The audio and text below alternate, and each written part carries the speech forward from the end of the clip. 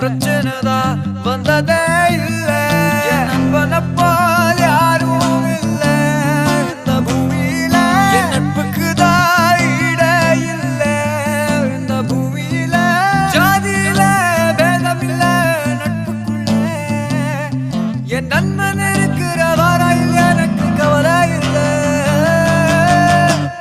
இப்ப எல்லாம் முடிஞ்சு போச்சு என் நெஞ்சில் ஞாபகமாச்சு இப்ப